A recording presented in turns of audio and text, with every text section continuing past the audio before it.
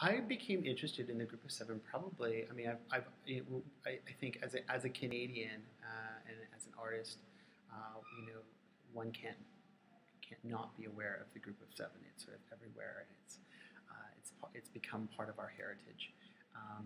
And sort of in honoring that, I mean, I spent some time looking. I was at the Art Gallery of Ontario and at the National Gallery, and I was looking at some of the paintings, and I was thinking about how they were going out, and I started reading about how they were going out and actually experiencing the landscape, and I thought, you know, and I thought it was sort of funny that we don't need to go out and experience the landscape anymore. We don't actually have to go there to see it.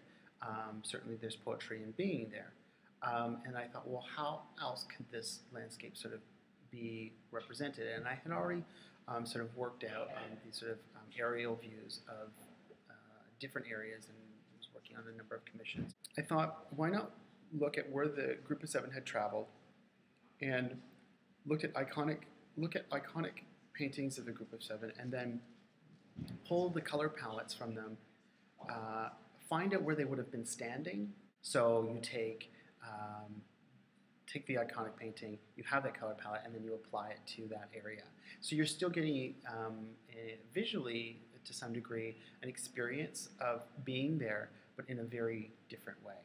So I'm doing the same paintings, but in a very sort of non-traditional approach that sort of hybrids both the traditions of Canadian painting, landscape painting, and sort of the otherness movement, geometric abstraction that was coming out of Montreal in the 50s.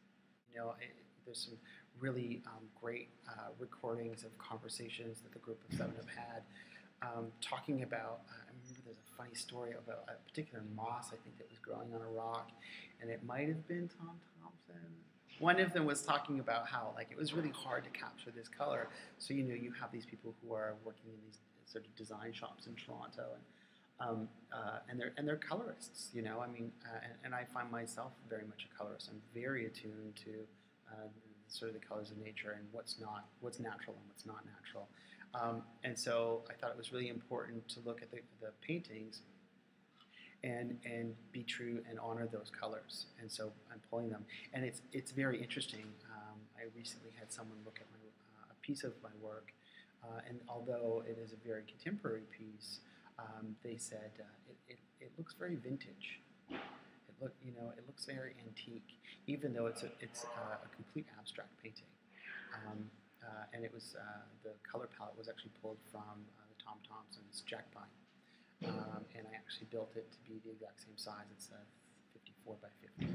So if you were to put the two beside each other, they're both oil paintings, both the same color palette. They're both an experience of the outdoors. Two very different paintings.